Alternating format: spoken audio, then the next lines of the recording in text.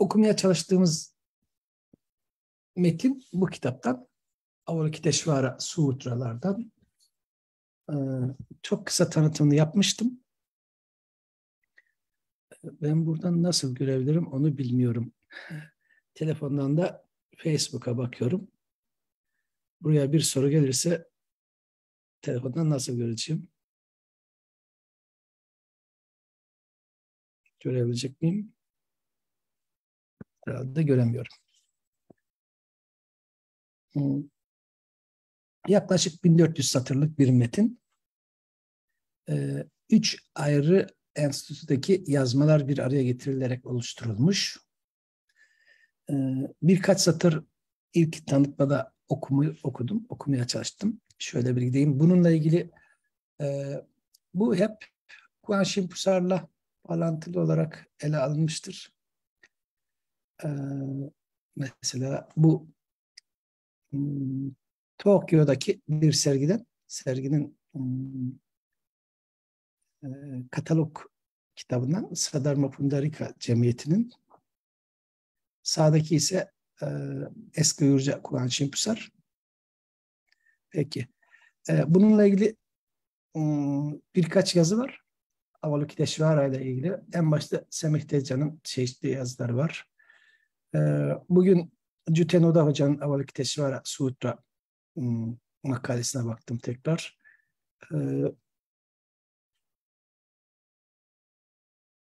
James Hamilton hocamızın notları var. Ama en çok Peter Sime'nin konuyla ilgili makaleleri var. Kitabın kaynakçasında da var. Aslında kitaptan başlayabilirim. Bu arada biraz Avalokiteshvara hakkında konuşayım. Doğu Budizmi diyelim. Yani Çin Budizmi, daha doğrusu Çin Budizmi, Mahayana Budizminde en ünlü iki bodhisattvadan, en çok anılan iki bodhisattvadan birisidir. Ve Avalokiteshvara sanki bir hanımmış gibi de tasvir edilir heykelleri. Ötekisi Maitreya'dır. Öteki ünlü bodhisattva Maitreya'dır. Şöyle bakalım. Ben değişik kitaplardan bunları toplamıştım. Bu kitapların kimisi Paris'ten, Berlin'den, St. Petersburg'dan ve Taipei'den aldığım kitaplardan. Peki. Şöyle bakalım. Avalokiteshvara tasvirleri bunlar. Şöyle gideyim. Evet, bu Tayvan'dan aldığım bir kitaptan bir tasvir. Ve şu Rusya'daki, St. Petersburg'daki bir katalogdan almışım. Çünkü Avalokiteshvara Bodhisattva çok gözlü, çok kollu. Hatta 1000 gözlü, 1000 kollu da dendiği şeyler var, kayıtlar var. Burada görüyorsunuz çok kollu. Başka nereden almışım? Bunu Japonya'daki bir katalogdan almış olmalıyım. Bodhisattva Avalokiteshvara diye sol tarafta yazmakta. Bu yine Japonya'daki bir sergiden aldığım bir resim. Katalogdan aldım. Bu ise Gandhara sergisinden. Gandhara yani Kuzeybatı Hindistan çevresi diyelim. Hindistan olarak bütününü ele alırsak Afganistan, Pakistan o taraflardan. Bunlardan birisi Maitreya, ortada Buddha ve birisi Maitreya, birisi Avalokiteshvara. Yani Buddha'dan sonra en çok tasviri olan iki bodhisattva'dan birisi. Evet, burada aynı şeyde yükseklikte neredeyse ortada Buddha bir lotus üzerinde oturuyor. Daha doğrusu bağdaş kurmuş. Evet. Bu metne çok kısa değindik. Metinden devam edeceğiz ama kitaptan yine biraz bahsedeyim. Hem metin okuyarak gideceğim, hem kitaptan girişten biraz notlar alacağım. Notlara yer vereceğim. Tausend Augige und tausend Händige var besonders verehrt. Yani 1000 gözlü ve 1000 kollu olanı özellikle saygı görür. diye yer verilmiş. Avalokiteşvara tasvirlerinden. Şimdi arayamadım, vakit olmadı.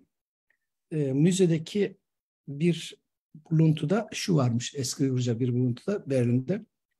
Evet, bunu biliyorum. Bu uduk körgeli erklik Kuan-Şi'in Bodhisattva'nın Körkteş Etöz'ün Bedizettürü Tegintim.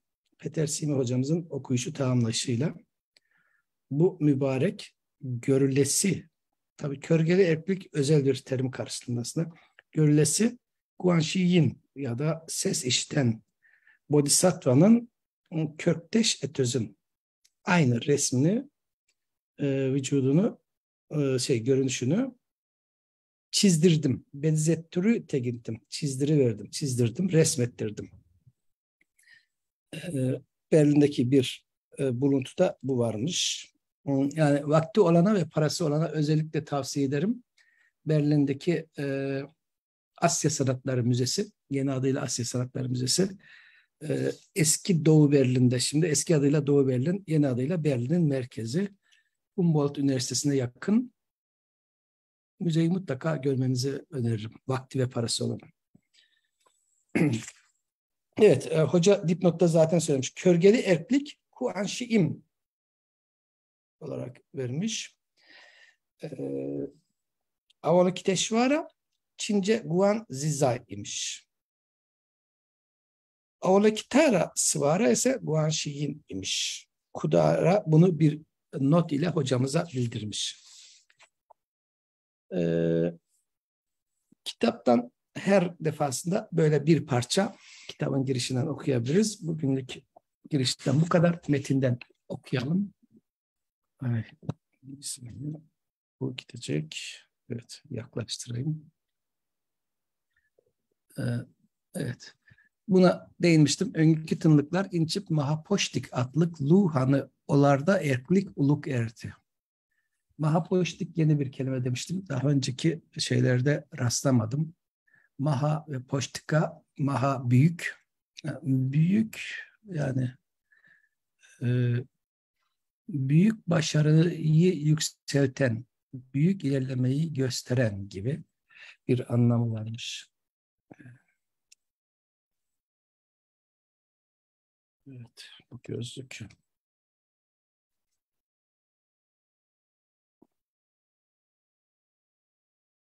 Önceki tınlıklar inçip mahapoştik adlı Luhan'ı olarda eklik uluk erti. Bu cümle tabii ki bütün olarak çevrilemez. Baş tarafı yok. Öncekiyi söylemiştim. Önceki, evvelki öngü sözüne gelmişti. İnçip lakin ama anlamında kullanılan bir sözdür. Bunu inçip okuyan da olmuştu. Bunun kökeni üzerine birleşimi, etimolojisi üzerinde değişik görüşler olmuştu. Ama çok kesin bir şey söylemek çok zor. P'den dolayı sanki bir zarf fiilmiş gibi düşünülür. Ama o zarf fiili eklendiği fiil ne? Lu Han'ına değinmiştim. Ejderha Hanı, ejderhalar beyi. Bunların hepsinden daha güçlü ve büyüktü. Takiyeme bar erkler sansız tüven tengri kızları. Dahası, takiyeme, dahası. Bundan başka. Cümle elbette devrik bir cümle. Bunlar çeviri olmasıyla da biraz alakalı, bağlantılı. Devrik cümlelerin başka sebepleri de vardır. Metinden metine değişir. Bundan başka var idiler. Var ertiler harfiyen bizim bugünkü var ve idiler. Ertiler, idiler. Bu er fiili o dönem açık e ile çok net bir şekilde açık e'li bir fiilmiş. Ermek, yardımcı fiil olmak.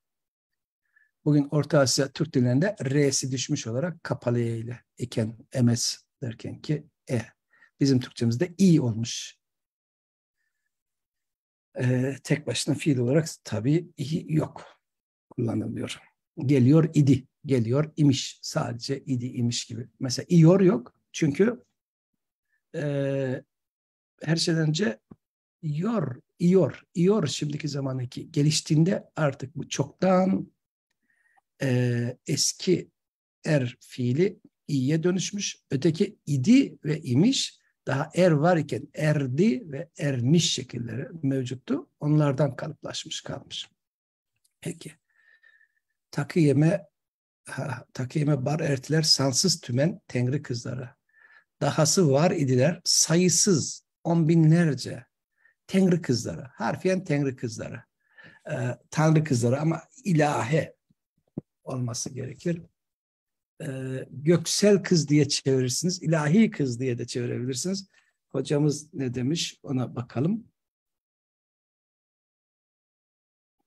Bunların hepsi farklı çevrilmiş. Evet. Miraden von Göttermädchen. Aber das Göttermädchen mit den Jünglingsaugen war von allen das mächtigste und größte. Göttermädchen yani ilahi kızlar, ilaheler olabilir. İncip uru közlük tengri kızı barçada erklik buluk erdi. Ancak erkek gözlü, bakalım hocamız ne demiş? Jünglingsaugen, Jünglings, genç gözlü, ilahe hepsinden de güçlüydi. Hepsinden daha güçlüydü. Takiyeme kök kalıkta bar ertiler yavaş vahşıklar. Takiyeme, yeme deda anlamına gelen bir edat. Orhon Türkçesinden beri bilinir. Bir görüşe göre Poppe ve hocam Talat Tekin'e göre Moğolca neme, nemekü eklemek, ilave etmek fiiliyle alakalıdır. Zarf fiil, yem. Moğolca neme, Türkçe yem fiili. Takiyeme, dahası da, kök kalıkta. Kök biliyoruz bugün var ama kalık bugün yok. Adlı birlikte çok geçer. Orta dönem Türkçe'de de vardır. Gökyüzü, kök kalık.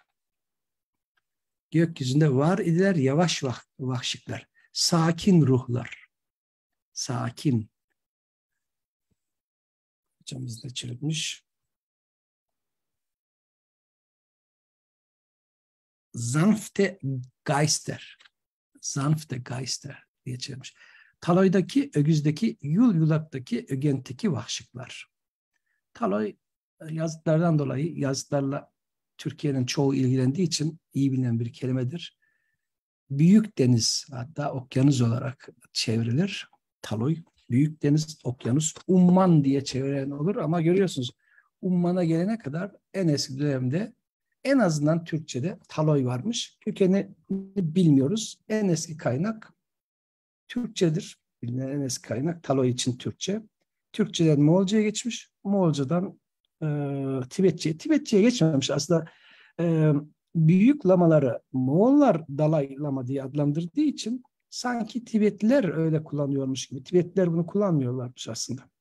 Tibetli büyük lamalara başlamaya Moğollar Dalai Lama demişler. Dalai yani büyük. Büyük lama. Bu oradan dünya dillerine geçmiş. Ama ilk çıkış noktası eski Türkçe. Başlangıçta taluy okunuyordu. U okunamaz. Çünkü U'dan A çıkmaz. A ancak O'dan çıkar. Buna size bir örnek vereyim. Orto kelimesi olmalı ki ortodan orta çıksın. Ordo kelimesi olmalı ki ordudan altın ordanın ordası çıksın. Töre olmalı. Yuvarlak, ikinci hecedeki yuvarlakları deniyorum. Töre olmalı ki bugün töre olsun. İşte bu da taloy imiş ki buradan talay ya da dalay çıkmış. Moğolca'da talay şeklinde. Bugünkü çağdaş Moğolca talay, dalay ikisi de. Yazıda zaten TD ayrımı eski klasik Uygur yazısına dayalı yazıda yok. Taloydaki, ögüzdeki. Bu Brahmi harfli metinlere göre ügüzde okunmuştu. Hala öyle okuyan da vardır. Ve genelde yaygın okuyuş budur. Ügüzdür. Ügüz ırmak karşılığındaki Türkçe sözcük. En eski sözcük. Yulak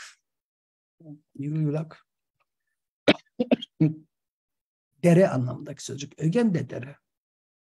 Dere küçük su. Denizdeki, ırmaktaki, deredeki, küçük sulardaki ruhlar.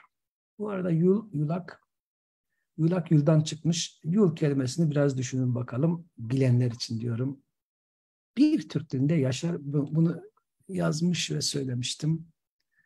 Takı yeme içki otlarık, küzetçi vahşıklar, sögüt arık küzetçi vahşıklar, ev bar küzetçi vahşıklar. Bunu da daha önce okumuştum. Onun için hızlı gitmeliyim. Sadece yeniliklere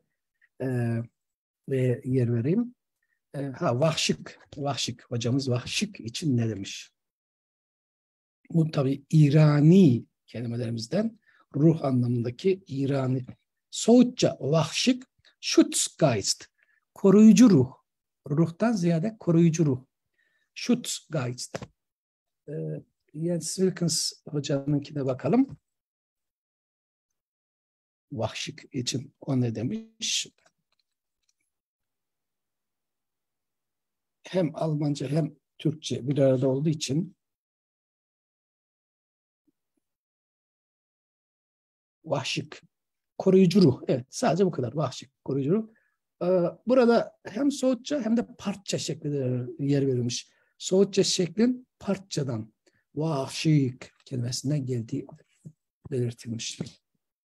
Peki, takı yeme içki otları yani ilaçları, koruyucu ruhlar, söğüt, arık, tüzetçi.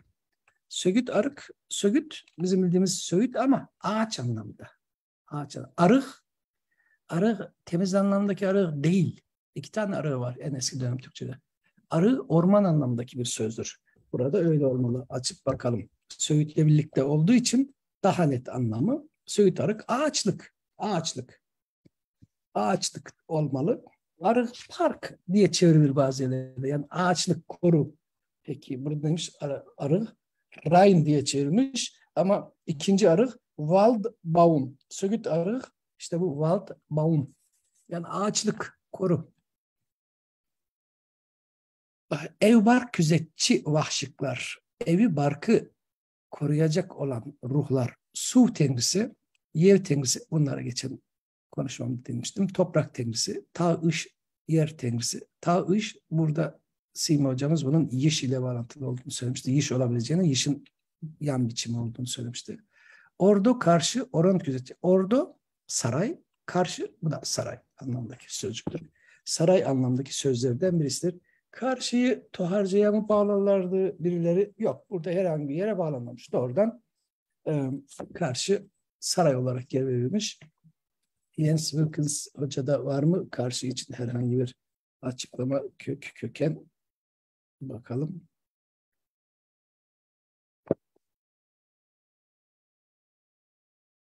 Karşı saray möglicherweise Toharca B kertsi. Evet, dediğim gibi bir Toharca ile ilişkilendirme vardı bu karşı için. Jens Wilkins Hoca bir ihtimalle alabilecek köklerden birisinin Toharca olabileceğini söylemiş. Peki buradan bu haftanın ikinci sayfasına geçelim. Başlıkı 9 patır. Yani varak şeyi birinci kitaptan 9. varak. Öncüz boşkununlar kenki bulganyük çöpük tınlıklarka asık tusuk kılgaymen. Boşkunmak, çalışmak, öğrenmek, eğitim görmek. Esas olarak öğrenmek. Öğrenmek, eğitim görmek. Hocanın kitabının buna verdiği anlama bakalım yine. Buradan türemiş çok kelime vardır. Lernen, evet lernen. Kısaca basitçe hoca lernen demiş. Yani yalın metin anlamına yazılmış. Boşkundan türemiş çok kelime var. Daha doğrusu boşkunun kökü olacak sözden. Çünkü boşkut vardır. Boşkut. Yani boşkun ile köktaş. Boşkut. Boşkut bir iki anlamı da olur. Ama en önemlisi boşkut öğreti. Öğreti yerine boşkut. Boşkutlu, eğitimli, öğrenmiş. Boşkutsuz, cahil, eğitimsiz. Boşkutçu vardır. Boşkuttaş, eğitimdaş, aynı sınıftan falan anlamda olsa gerek. Boşkuttaş bakalım. Aynı sıralarda öğrenim gören boşkuttaş. Boşkuttaş olacak. Bu hafızamda yanılıyor isem bağışlayın bakalım. Evet, Jens Wilkins hocada var. Studien Kollege, Kommilitone. Okul arkadaşı. Üniversiteler arasında arkadaş. Tabii burada üniversite yoktu. Medrese de yoktu ama manastır vardı. Manastır vardı. Manastırdaş gibi. Evet. Boşkunlar yani öğreniniz, eğitim görünüz. Kenki bulgan yok, çöpük tınlıklarka asıp tusu kılgaymen. Kenki sonraki, gelecekteki. Gelecekteki, e, çünkü Budizm'de 3 dönem var. Geçmiş, an ve gelecek. Çünkü öldükten sonra tekrar geleceksiniz. Bir de sizin geçmişiniz var. Bir geçmişte yaşadığınız hayat, bir şu an içinde olduğunuz hayat ve e, yaptığınız davranışlara göre, İslami terimde amellere göre gelecekte dünyaya gelecek olduğunuz şekil, form, biçim. Buna göre düşünmek lazım. E, Şimdi birisi geçen ahiret inancı olmuyor mesela. Peki diyor, ahiret varsa diyor. Ne yapacaksın orada, sana gelirler, silleyi çaktılar. İşte Budizm'de buna göre eğitim veriyor. Geleceği düşünün diyor. Geçmişi de düşünün diyor. Geçmişte. Çünkü böcek olabilirsiniz. Bir kurt olabilirsiniz. Her şey olabilirsiniz. Geçmişte de gelecekte de. Bununla ilgili hikayeler çok. Kenki bulganyuk çöpük tınlıklarka. Sonraki bulganyuk, ne demekmiş bulganyuk? Bulganyuk çöpük. İkisi birlikte. Çöpük de çok önemli. Bulgan. Bu çöpükin çöptik şeklinde vardır. Çöptik. Eğer bir seferde bulabilirsem kitabı, bunun için uzun not yazmıştım yıllar önce çöptik için. Ama çok büyük ihtimalle kitap orada kolay bir yerde değil. Ben bulacağım bir yere koymamışım.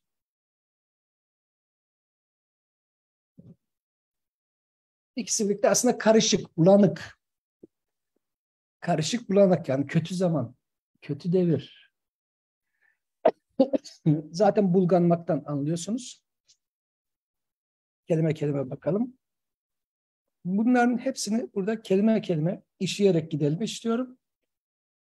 İlk defa duyan işten de rahat anlasın. Ama bulganyuk, bulganmak, karışmak, bugünkü bildiğimiz fiilden. Bulganyuk olarak evet şaşkın, bulanık, şaşkın, bulanık. Bu şekilde vermiş Jens Wilkins Hoca. Şaşkın, bulanık. Çöpük içinde demiş. Çöpük dediğim gibi çöptik ve çöpük şekli de vardır. Bulganyukla birlikte geçer. Çöptik, bulandırma.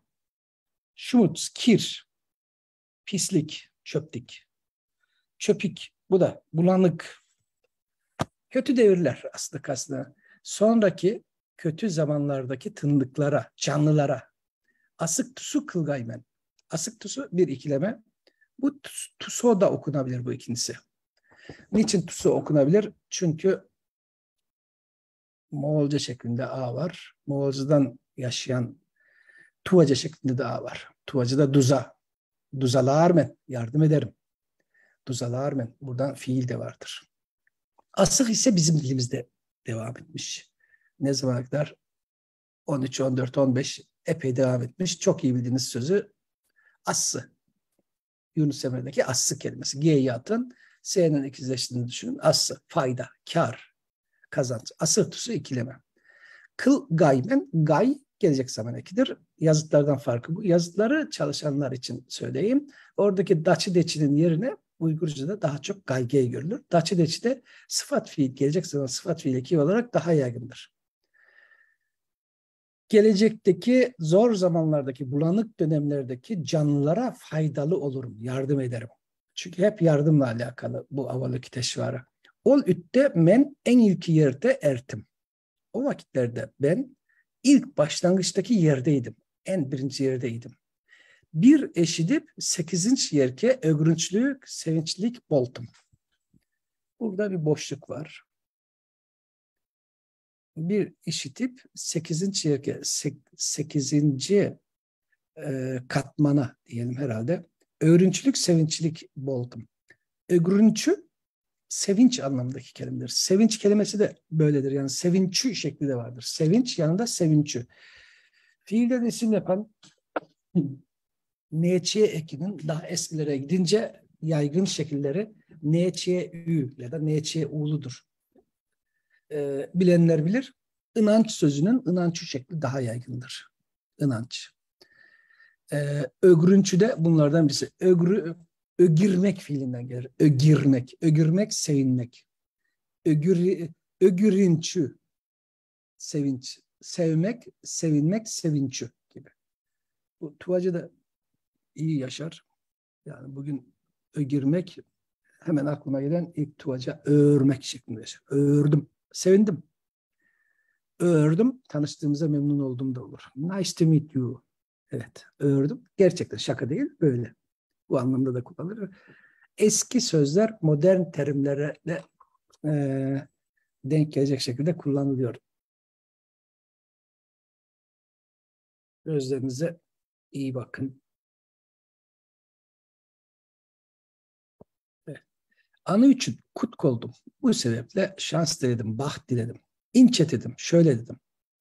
Kenki 5 törlük çöpik yavlak ütte. Men 5 ajın tınlıklarka asıp tusu kılgı üçün ol ok ütke yeme min közlük min eliklik bolayın.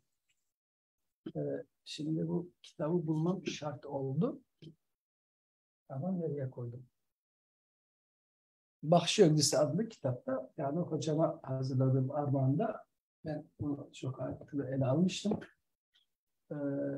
Ama şu an bu kitap hemen bulunabiliyor. Çünkü en yakın derste kullanmışım ve raftaki yerine gitmemiş.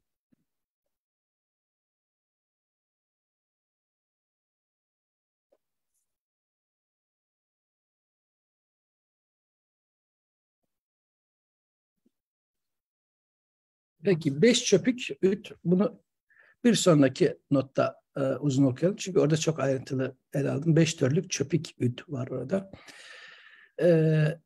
Yavlak ütte. 5 türlük çöpük yavlak ütte. Tabii zaten demiştim ya, zor dönem, karışık dönem. Yavlak üt işte burada zaten söylüyoruz. Kötü devirde, kötü zamanda. Ama yavlaktan sonra bir boşluk, kayıp daha var yazmada. Ne olduğunu bilmiyoruz. Törlük, bizim türlü kelimesi, bu birazcık kavgalı bir kelime. Bizim Türkçe'de türlü, Kazaklarda türli diyorlar, ü ile. Brahmi harfli metinlere göre törlüg imiş, ö ile. Uygurca çalışanların yaygın tavrı ö ile okumakta. Buna bir lerikler karşı çıkmıştı, bir de ben karşı çıkmıştım. Ama Uygurlar böyle okuyormuş, yazıyormuş diye kabul ediyor Uygurcacılar. Çünkü gerçekten de Brahmi harfli metinlerde öğlü biçim daha yaygın. Bizim türlü kelimesi. 5 tür, 5 çeşit kötü devirde ben 5 ajun tımlıklarka, bu 5 ajun da ayrı açıklanması gerekir. Bu 5 devir. Güzel bir de resim vardır bu 5 ajun tımlıklar için. Yani bir canlının içinden geçeceği 5 ayrı dönem, 5 ayrı dünya, 5 ayrı hayat şekli. Böyle söyleyeyim. Gat. 5 ayrı hayat şekli, ajun. Dünya diye İslami metinlerde dünya anlamıyla basitçe karşılamıştı ama Budist metinlerde biraz daha karmaşık. Soğutça sözcükle karşılanmış. Bakalım ajun, bunun için bilgi çok. Bunun için ayrıntılı bilgi aradığımızda nereye bakacağız? Uygurca sözlüğe bakacağız. Buraya bakmamız lazım. Bu Uygurca sözlüğe bakmamız lazım. Ajun için.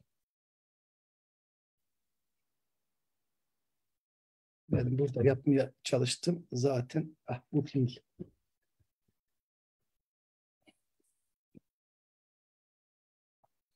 Bu metinleri nasıl okuduğumuzu, nasıl okuyacağımızı da tartışmak. Basitçe, hızlıca okuyup geçebiliriz ama bunları görsek daha iyi. Uygurca sözlük ajun için kaç sayfa yazdığını söyleyeyim burada. Sadece ajun için Uygurca sözlükte 129. 8 sayfa yazılmış. 9 sayfa yazılmış. 9 sayfada ele alınmış ajun. 1. Varlık biçimi. Varlık şekli. Existence form. Daseinsform. Ve bu şekil söz altında yer alanlara yer verilmiş. Hayat, yaşam süresi, yeniden doğma, var olma. Yani Leben, Lebensexist, Wiedergeburt. Bu anlamda da e, birkaç sayfa örneğe yer verilmiş Uygurca sözlükte. Ve en sonunda Welt. These sides. Dünya bu taraf. Bu yön, bu dünya. Bu dünya. These sides. Bir de öte dünya var tabii. Peki başka Acun için neler söylenmiş? Acun çok uzun süreden beri birkaç kez uzun uzun ele alınmış bir söz. Benim 40 dakikalık bir vaktim var. Onun için daha çok okumaya çalışıyorum. Bu sebeple uzatmadım. Gelecek konuşmada beş çöpük, ona da değinelim. İnceledim. Gelecek devirdeki 5 zorlu dönemdeki kötü canlılar. Kötü ne? İyi ameller işlememişler. Yani edgü kılınç, iyi amel, sevap. Ayık kılınç, kötü amel, günah. 5 acun tırnıklara, 5 devirdeki canlılar, 5 ayrı hayat evresindeki canlılara asık tusuk kılgı için, faydalı olmak için ol ok, o vakit, o an, ol ok ütke, o devirde. Üdke, vakitte, devirde demek ki, datif, lokatif ekidir. Yani hem hem D halidir ismin.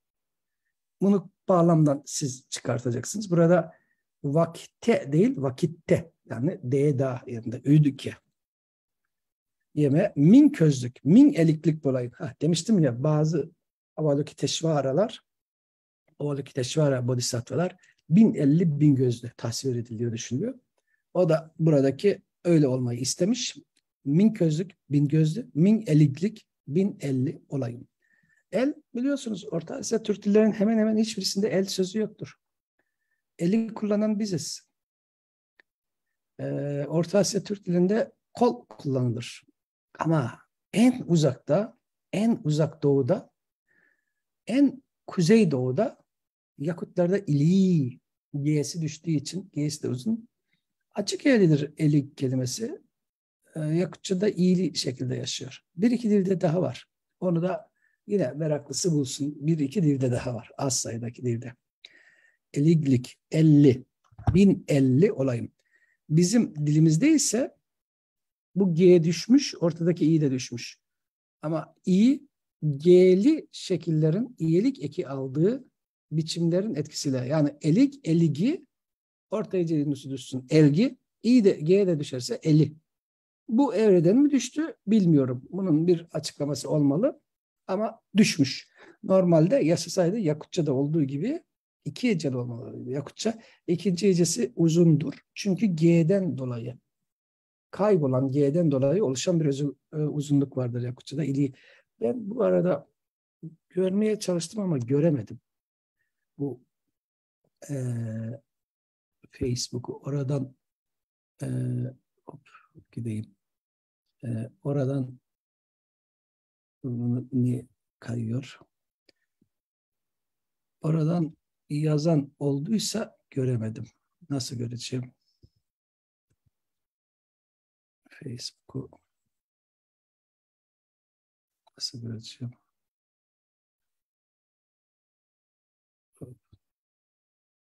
Göremiyorum. Buradan katılmak isteyen var ise katılmak istiyorum diye yazan olduysa göremiyorum. Peki. Bir tek Bilal Bey katılmış. Başka katılan olmadı. Tamam. Devam ediyorum. Min közlük, min eliklik bol ayın. Ayın Denizli'ye giderseniz bu ayın şeklinde neyeli şekli bulabilirsiniz. Bizim tahtacılarda özellikle yaşar. M'li şekli değil. Tabii Denizli'yi örnek olarak verdim. İç eki de daha çok. Türkiye'nin bazı bölgelerinde bulabilirsiniz. M'li değil. Olayım değil. Olayın gibi. Geleyin, gedeyin. Etözüm üze tolu tükel eksiksiz bolzun. Vücudum ile eksiksiz tam, mükemmel olsun. Etöz vücut. Yani ilgili kişi bilir, ilgilileri bilir. Ama eski Uygurca'da et ve özden, şöyle gelelim. Şurada Çince'deki şu şen sözünün karşılığında kullanılır. Oluşan ikili birleşik bir söz. Et, öz, et ve ben. Et ve ben, öz, kendi. Yakutçası bunun etkandır. Yakutçası etkan. Yakutçada da et ve kandan oluşur. İle tolu tükel. Tolu tam. Dolu. Tükel Orta Asya Türk dillerinde yine yaşar. Ama K'si genelde ötümleşir. Egsüksüz o da bizde yaşar. Eksiksiz olsun. Ötürü ol kut olmuş üdün etözüm üze min köz min elik belgürdü.